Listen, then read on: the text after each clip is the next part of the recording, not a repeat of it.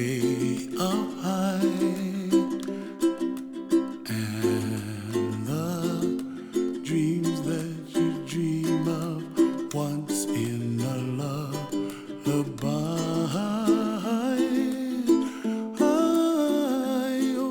I met David through his cousins, Christopher and Andres, and we went to pick him up from the airport, which was kind of random, but they just invited me along and I went, and I met all his family and we got to be really good friends, and his sisters. I was joking around with them, and I remember joking around with his dad about buying clothes at the DI or something. It was kind of funny. And then we were picking him up from basic training because he's in the Army. So I remember him coming down the escalators, and I saw him in his uniform, and then he just came down and hugged his family, and he was so excited to see him, and then he just shook my hand, and that was that. My first initial thought was, oh, my cousin's dating somebody. That's what I thought. She was wearing her favorite black stretchy pants and a gray sweatshirt, you know, and I just thought that she was dating my cousin. Or I could tell that actually that they weren't together, but I thought that he was maybe trying to make the moves on her, you know, or trying to date her. And so I was congenial and nice and, you know, wasn't gonna try to go for my cousin's girl. Honestly, I didn't think I was ever gonna see him again. We went and took his family out to the car that night, and I remember his mom gave me a hug and his dad gave me like a fist pump or whatever, and then I remember them driving off, and I was like, it's too bad I'll never see that family again. They were a nice family.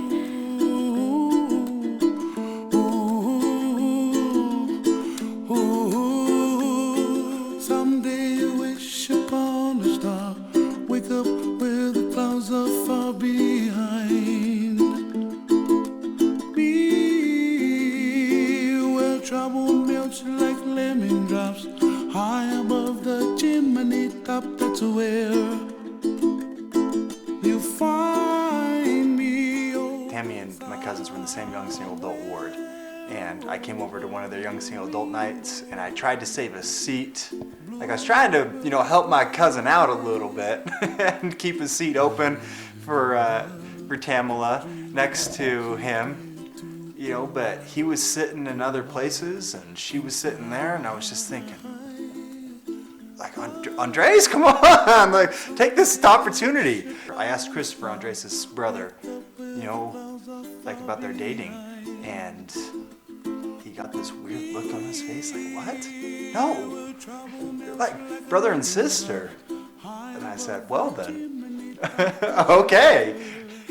She was mighty fine looking, so I sidled right on over there and started talking to her. I had brought all my Xbox games because I was going to play with my cousins, and she shows a picture that's larger than my stack of Xbox games. I was like, that's the girl for me. We came to be good friends, and so we had been talking and stuff, and my friend was doing something and wanted me to go on a double date with her, and so I thought about who I would ask, and David came to mind, so I was like, maybe I'll ask him. So I was really nervous because this is the first time I ever asked a guy on a date, and so I remember calling him, and I was about to ask him, and then he switched it around on me, and he was like, actually, will you go out with me? But then that date actually didn't end up working out.